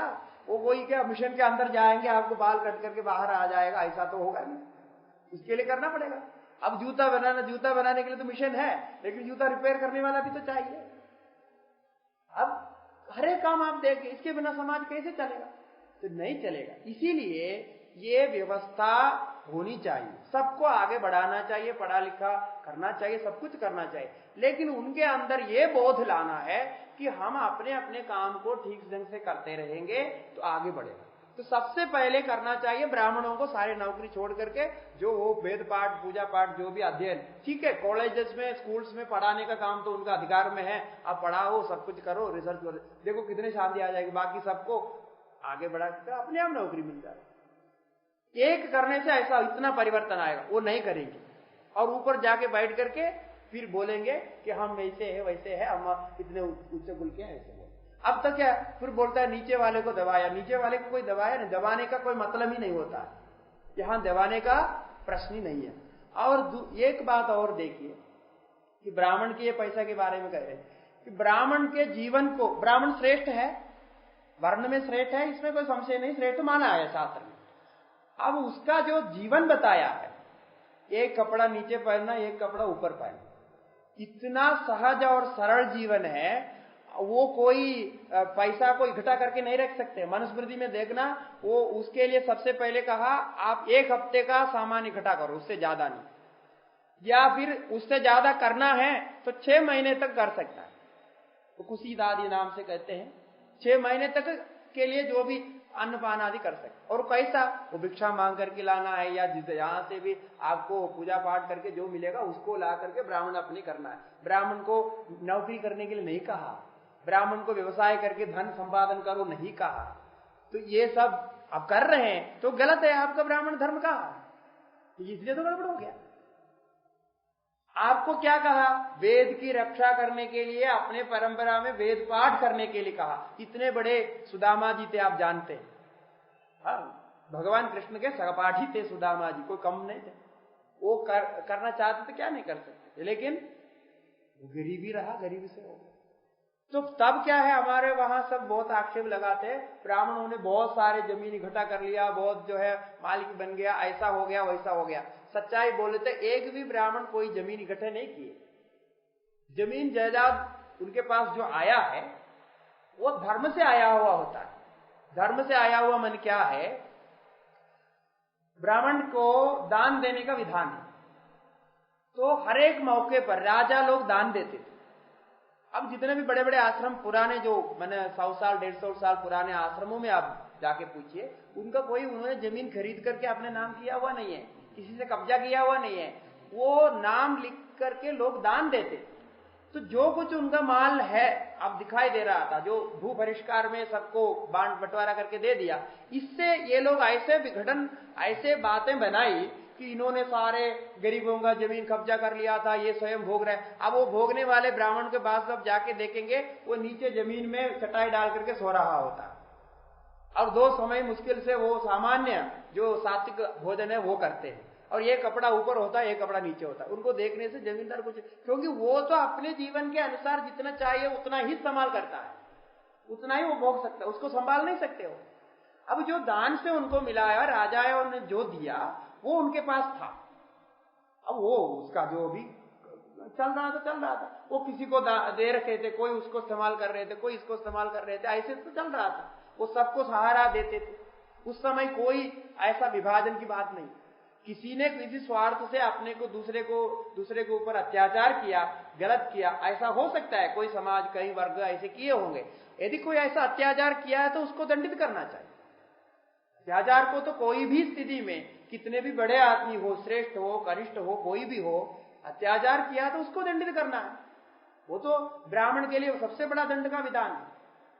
विधान जो अभी गलत काम करेंगे, ब्राह्मण क्षत्रिय कोई भी होगा, दंड का विधान तो दंड नीति में सबके लिए।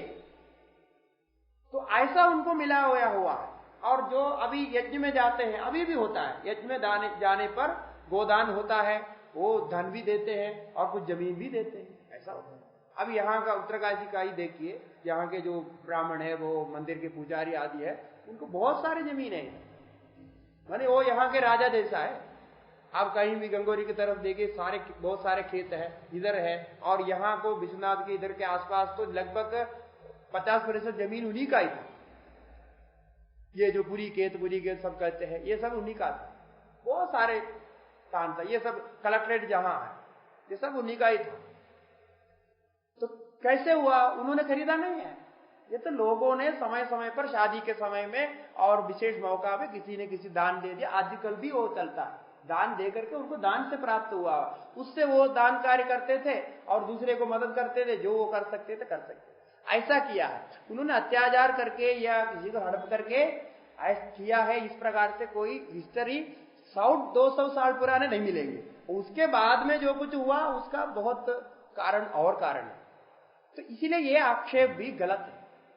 इस प्रकार से विभाजन बनाया, इस प्रकार से एक दूसरे पर हावी हो गए, ऐसा नहीं है। तो व्यवस्था होना है तो कुछ न कुछ करना पड़ेगा, इसीलिए ये व्यवस्था हुई है। तो ये हम 2 बात का नहीं हो गए। एक तो गुण को लेकर के, जन्म को लेकर के जब कहते हैं, जन्म को लेने पर आपको ये जीन का जो गुण है या जो भी वहां के आचरण है, ये आचरण का कुछ न कुछ रहता है, उसमें कोई स्पेशल केस हो सकता है। किसी को वो गुण नहीं आया, वो कुछ हो सकता है, कुछ कारण हो सकता है, ऐसे सब हो सकता है, तो वो उस प्रकार से चलेगा। अब वो व्यवस्था के अंतर्गत आपको कुछ न कुछ जन्म को लेकर मानना पड़ेगा, और जन्म को लेकर के ही आजकल हमारे कानून भी बना हुआ है। ये आश्चर्य। और हमारे कानून जो संविधान इतना सुंदर है, इतना विस्तार से उन्होंने सब विचार किया कि उसमें सब कुछ है।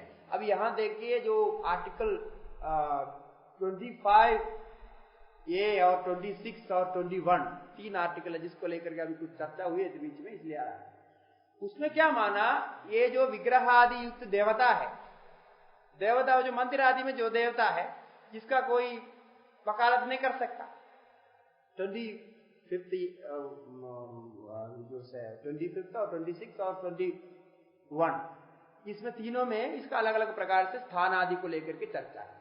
अब वो अभी जैसे अब अयोध्या का मामला चल रहा है या पहले हमारा इधर का मामला जो भी सबरीमला का जो जहां पर भी हुआ, तो वहां सब देवता है, एक पक्ष में देवता का भी कुछ वक्तव्य होता है। अब देवता का वक्तव्य कौन कहेगा? अब जैसे नदी है, नदी को अभी जीवंत मान लिया उन्होंने, अब नदी के बारे में गंगा जी की संरक्षण चाहता है, गंगा जी तो आके बोल नहीं सकती है, अब गंगा जी के लिए कोई वकालत करना पड़ेगा। तो उसमें उन्होंने बोला जैसे मूक व्यक्ति के लिए जो बोल नहीं सकता, जो इस प्रकार से असमर्थ व्यक्ति है, उसके लिए तो एक उसके लिए मैनेज करने के लिए उसके लिए एक प्रतिनिधि रखने का विधान संविधान में है, उसी प्रकार संविधान में ये विधान भी है, वो मूर्ति के लिए भी हो सकता है। वो मूर्ति को भी जीवंत मान करके फिर वकालत करते। अभी रामलाला को जीवंत मान करके उसके लिए वकालत करने वाले वहां आ जाते। ये इतने तक उन्होंने सोच करके व्यवस्था दिया, नहीं तो हो नहीं सकता। अब ऐसे झगड़ा आ गया तो कौन किस पक्ष को लेंगे? और मंदिर के सारे जमीन होते हैं, ऐसे बहुत सारे कुछ होते हैं, उसका कौन बात करेंगे? विवाद हो गया तो कुछ निर्णय तो होना पड़ेगा, उसके लिए भी व्यवस्था है सरकार की तरफ से, ऐसा उसके पक्ष वाला मान करके रखा जाता है। अब जो कुछ कहेगा वो उसके पक्ष सोच समझ करके कहेगा, अब वो आकर के तो वो ही बोलेगा नहीं। तो मतलब मैं बोल रहा हूं कि ये सब विशेष विचार करके ही रखा गया है, किंतु इसको लेकर के जो विवाद खड़े करते हैं समय समय पर, वो सब अपने अपने स्वार्थ के लिए करते हैं। और ये ब्रिटिश वालों ने विशेष करके ये शुरू किया, ब्रिटिश वालों को मुगलों ने भी शुरू किया था, अपने राजनीति करने के लिए शुरू किया था, वो चलकर अभी भी आ रहा। उन्होंने डिवाइड एंड रूल का जो सिद्धांत अपनाया, तो वो उसको अभी भी विभाजन करके चला हो। विभाजन करने पर क्या है, जितना विभाजन करते जाएंगे पक्ष कमजोर हो जाते जाएंगे, जितने एकत्रित हो जाएंगे, एक मत वाले हो जाएंगे, उतने बलवान पक्ष होता। और जनता जब एक हो जाती है तो उसके सामने कुछ भी नहीं चलता। आज भी हुई गणतंत्र है, तो जब गण एक हो जाता है, जनता एक हो जाती है, तो आप वहां कुछ नहीं कर सकते। ये वो लोग भी जानते थे, इसीलिए उन्होंने देखा कि इनको विभाजन करने के लिए क्या क्या किया जाए। स्त्री पुरुषों में विभाजन फूट डाला, और जातियों में फूट डाला, देशों के हिसाब से फूट डाला, फिर उसके बाद भाषा के हिसाब से फूट डाला, और उसमें भी आगे पीछे उच्च ऊपर क्या बोलते पढ़ा लिखा हुआ और अनपढ़ के बीच में फूट डाला, और न्यून वर्ग और बहु वर्ग में भी फूट डाला। कहां नहीं डाला, किस प्रकार नहीं डाला, आप देखिए, सब कुछ किया। अभी ऐसा होकर के ये स्थिति आ गई कि ब्राह्मण अपने चिन्हों को धारण नहीं करते, क्षत्रिय भी क्षत्रिय तो अपने कुल मर्यादा इसके धारण नहीं करते। ये क्यों हुआ? एक बहुत ही आश्चर्य की बात है। कैसे हुआ? क्योंकि आजकल जितने भी ब्राह्मण बोलते हैं उच्च कुल में जन्म लेंगे, कोई भी शिखा जनेऊ भी नहीं मिलेगी, है बोलते अपने ब्राह्मण, करते करते ऐसा हो गया। उनको चिन्ह देकर के आप नहीं समझ सकेंगे कि ये क्या है। ये इसलिए हुआ कि ये कोई वेद को त्यागने से या वेद से संबंध नहीं रखने से हमने सनातन धर्म को छोड़ दिया, इसके वजह से नहीं हुआ। ये कुछ लोग ऐसे कहते हैं, ऐसा नहीं है। ये इसलिए हुआ था कि इसके पहले जो मुसलमानों से लेकर के जो राज्य चला, मतलब सैकड़ों साल पुराने से, उन्होंने भारत में प्रवेश करते ही ये विभाजन शुरू कर दिया। और ये जो वर्ग है जो इस प्रकार से अपने धर्म को रक्षा करते थे, जो अच्छे कार्य करते, उन पर अत्याचार किया। अत्याचार मतलब क्या नहीं कहे, आप मार पीट करना, इतने आप देखिए बहुत कुछ किया, उसके बारे में कोई बात नहीं करते।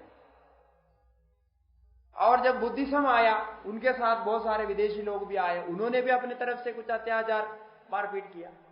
अब क्या है, इनके अंदर डर पैदा होने पर उन्होंने चिन्ह रखना छोड़ दिया, और ये सरनेम जो शर्मा वर्मा इत्यादि जो भी रखते थे वो भी छोड़ दिया, वो भी बदल दिया। ये राव बनने का हिस्ट्री हुई है, तो राहु ये अलग अलग कैसे हो गया, सभी में मिश्रित इसलिए रख दिया कि उनको पहचान में नहीं आए कि ये ब्राह्मण है कि क्या है कैसा है। वो देखने से तो लगेगा नहीं कुछ पहने हुए नहीं। ऐसे इतने अत्याचार हो गए। अभी लोग जो है अत्याचार की बात करते हैं, तो उस समय के अत्याचार के बारे में आप चिंतन करिए। यहाँ अभी पहाड़ियों में जितने भी ब्राह्मण जाति या जो भी लोग रह रहे हैं ना, यहाँ केवल ब्राह्मण नहीं, क्षत्रिय इत्यादि सब, ये सब उस समय में वहां से डर के मार के भाग के आके रह रहे। ये कोई भी इधर के नहीं है, स्थानीय नहीं है। इनके 2-3 पीढ़ी परंपरा पहले से कहीं कहीं अलग अलग राज्य, यहां तक केरल से भी आए हुए हैं, कर्नाटक से आए हुए हैं। वहां दक्षिण में तो थोड़ा कम ही था, इतना मुसलमान का अत्याचार नहीं था। कर्नाटक के आगे जैसे केरल आदि में इतना नहीं था, लेकिन उससे आगे जितने भी है, आंध्रा, कर्नाटक, आंध्रा, महाराष्ट्र, इधर से लेकर के जितने भी आए वो सारे वर्ग वहां से आए हुए, यहाँ के नहीं है। क्यों आया वो पूछने पर यही कारण, ऐसे बहुत भयंकर स्थिति हो गई थी। वो एक मतलब 10-15 साल के लिए एक सरकार के समय में नहीं है, ये तो सैकड़ों साल चलते रहे।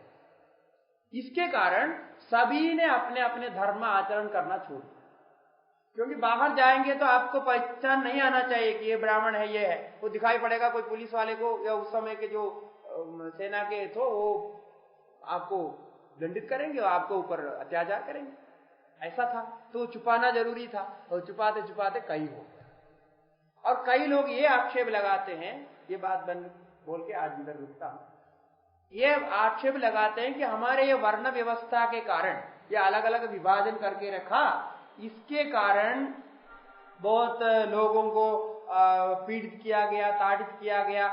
इसके कारण ये धर्मांतरण शुरू हो गया, ऐसा बोलते हैं। धर्मांतरण का एक कारण ऐसा बोलते हैं, जैसे बुद्धिज्म आया या उसके बाद में क्रिश्चियनिटी या मुसलमान जो बना, ये सब इसलिए हुआ कि हम ऐसे कुछ वर्ग को अलग कर दिए, कुछ को अलग कर दिए, कुछ को ताड़ित किए, पीड़ित किए, ऐसे करके ये करने के कारण ये हुआ। इसलिए इसको बदलना चाहिए या ऐसा नहीं होना चाहिए, ऐसा कुछ लोग तर्क करते हैं, जो कि गलत है।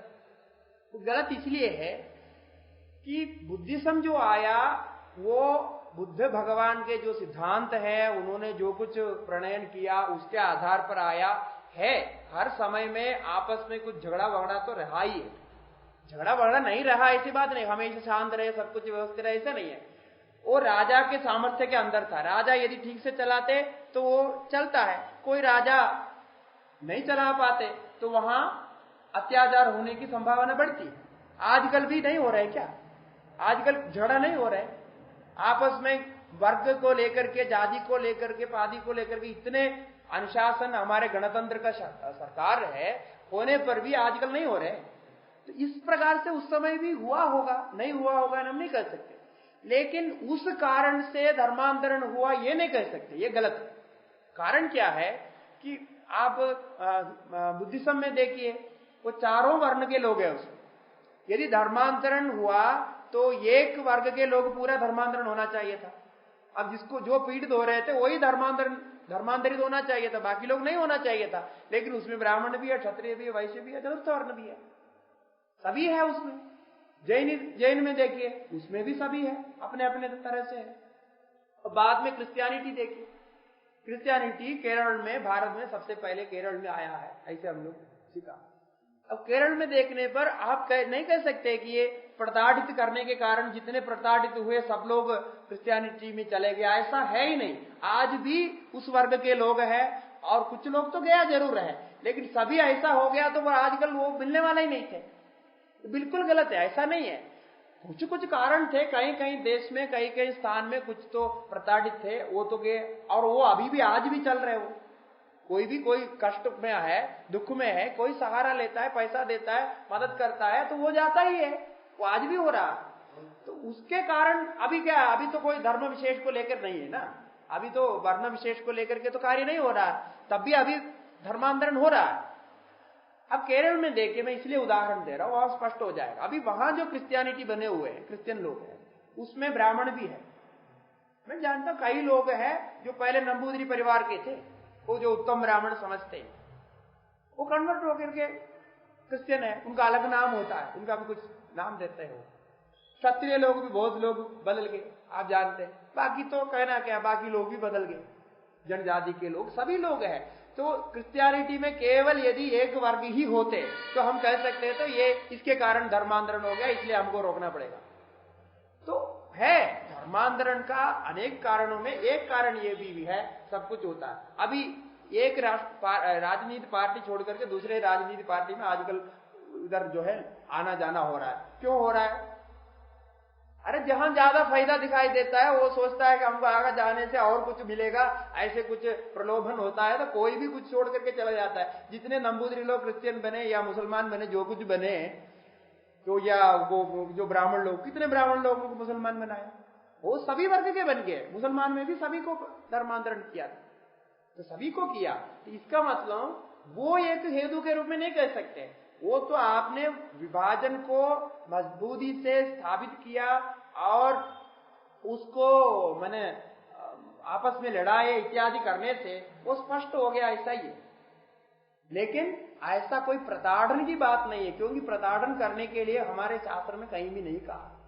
जो आपका धर्म है उसका पालन करो, वो पालन नहीं करने से दंड नीति है, राजा उसका पालन कराएगा।